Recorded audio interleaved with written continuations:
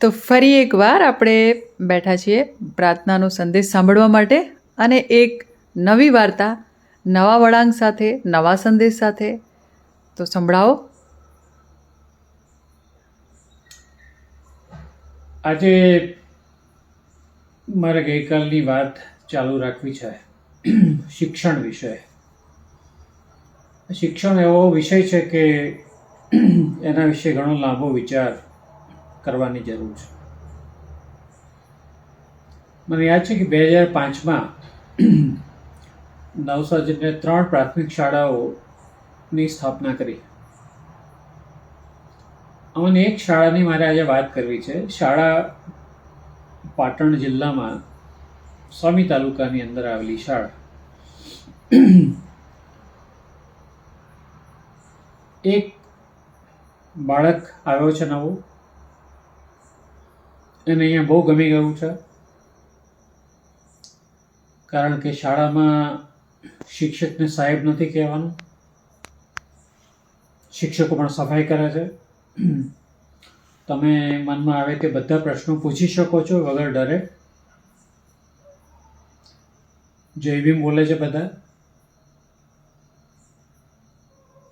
અને કદાચ મહિનો પણ નહીં થયો હોય એના બાપુજી એને લેવા આવ્યા. છોકરાની બિલકુલ ઈચ્છા નહોતી, પણ એને પરાણે નામરજીથી જવું પડ્યું. એને એના પોતાના ગામની શાળામાં દાખલ કરવામાં આવ્યો. શાળાનો પહેલો દિવસ હતો. શિક્ષકે હાજરી પૂરવાનું શરૂ કર્યું. નંબર 1 હાજર સાહેબ, નંબર 2 નમસ્તે સાહેબ, નંબર 3 ગુડ મોર્નિંગ સર. અને એમ કરતાં કરતાં બાળકનું નામ આવ્યું એટલે એણે ઊભા થઈને જય ભીમ એવું કહ્યું. કારણ કે નવસરની શાળામાં જય ભીમ કહેતા હતા. શિક્ષકે રજિસ્ટરમાંથી મોં ઊંચું કર્યું ને કહ્યું, કોણ બોલ્યું? છોકરાએ આંગળી ઊંચી કરી, હું.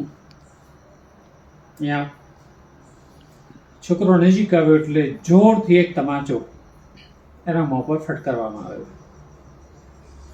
બેસી જા તારી જગ્યા પર. છોકરો બેસી ગયો. આખો ક્લાસ સ્તબ્ધ બની ગયો. બીજો દિવસ આવ્યો, હાજરી શરૂ થઈ. સ્વાભાવિક છે કે વર્ગમાં ટેન્શન હતું.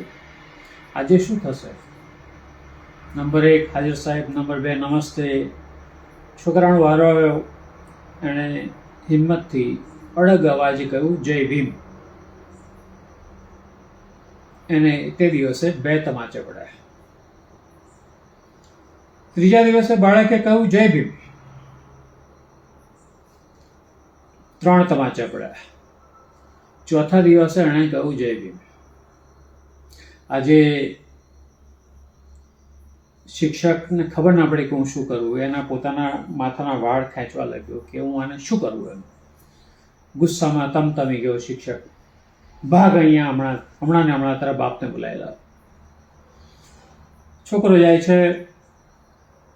બાપુજી ખેતરમાં છે, કાળી મજૂરી કરે છે. કપડાં બધા પરસેવાથી રેપઝેપ છે, ધૂળ છે, લાલ ચહેરો થઈ ગયો છે. આવે છે શાળામાં. શું થયું સાહેબ? આ છોકરો ઘરકામ કરતો નથી, શિસ્તમાં રહેતો નથી અને ક્લાસમાં એનું ધ્યાન નથી.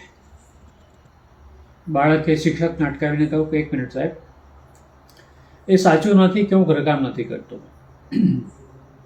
એ સાચું નથી કે વર્ગમાં મારું ધ્યાન નથી. એ પણ સાચું નથી કે હું શિસ્તવાળો નથી. સાચું એ છે કે જ્યારે તમે હાજરી પૂરો છો અને મારું નામ બોલો છો તો હું જય ભીમ બોલું છું એટલે તમે ગુસ્સે થાઓ છો, મને મારો છો. આપણે સાચું બોલવું જોઈએ. વર્ગમાં બધા બાળકોએ માથું ધૂણાવ્યું બાળકની સમર્થનમાં કે હા, સાચું બોલવું જોઈએ. શિક્ષક છોભીલો પડી ગયો.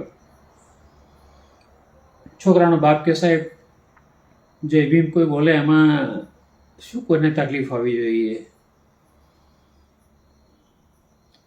શાળા પતી ગઈ. બીજા દિવસે શાળા શરૂ થઈ.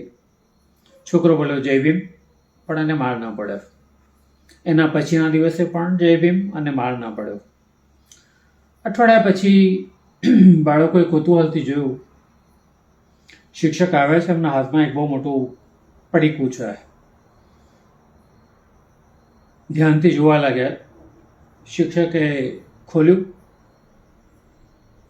એમાં ડૉક્ટર આંબેડકરનો સુંદર ફોટો હતો.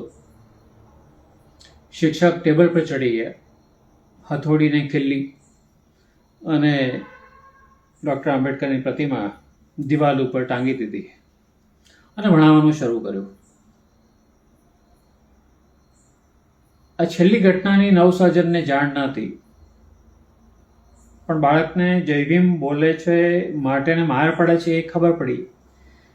એટલે આ નવસદની શાળાનો એક શિક્ષક ત્યાં ગામે જાય છે બાળકના ઘરે કે ચાલ મને બતાવો પેલો શિક્ષક કોણ છે તને મારે છે. બાળકે હસતા હસતા કહ્યું કે મામલો પતી ગયો છે. શિક્ષકને ખબર ના પડી કે આ નાનું બાળક કયા મામલો પતવાની વાત કરે છે.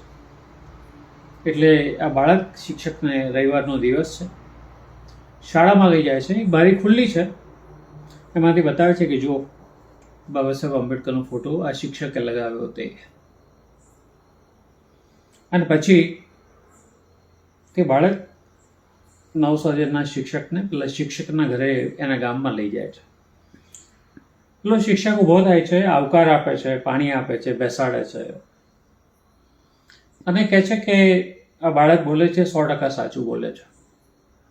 હું પટેલ છું. મેં જ્યારે પહેલી વાર ભીમ શબ્દ સાંભળ્યો તો મને ગુસ્સો આવ્યો કે મારા ક્લાસમાં ભીમ શું કરે છે. એટલે મેં બાળકને માર્યું. પણ મેં જોયું કે જેમ જેમ હું એને મારું છું એમ એ વધારે મજબૂત થઈ રહ્યો છે અને હું નબળો પડી રહ્યો છું. મને રાત્રે ઊંઘ ના આવી અને મને મનમાં સવાલ થયો કે ભીમ છે કોણ જે બાળકને આટલી બધી શક્તિ આપે છે. એટલે હું બજારમાં ગયો ને ડૉક્ટર આંબેડકરની જીવનકથા ખરીદીને લઈ આવ્યો. મેં વાંચી અને મને શરમ આવી કે હું મારી જાતને કઈ રીતે શિક્ષક કહેવડાવું છું જ્યારે મને ખબર નથી આ દેશનો ઇતિહાસ શું છે. એટલે મેં પ્રાયશ્ચિત રૂપે ત્યાં ડૉક્ટર આંબેડકરની પ્રતિમા મૂકી છે. નવસર્જનની શાળાઓ બંધ થઈ ગઈ 3 કારણ કે ભારત સરકારે નવસર્જન પર આક્ષેપ મૂક્યો કે તમારી પ્રવૃત્તિ રાષ્ટ્ર વિરોધી છે. જે બાળકોને તમે તૈયાર કરો છો, તાલીમ આપો છો કે જેથી એમના જીવનમાં બીક નીકળી જાય, એને સરકાર રાષ્ટ્ર વિરોધી પ્રવૃત્તિ ગણે છે. એટલે સવાલ એ થાય તો રાષ્ટ્રહિત કોને કહેવું? આશા રાખું છું કે તમે આ પ્રશ્નનો જવાબ શોધી શકશો. જય ભીમ.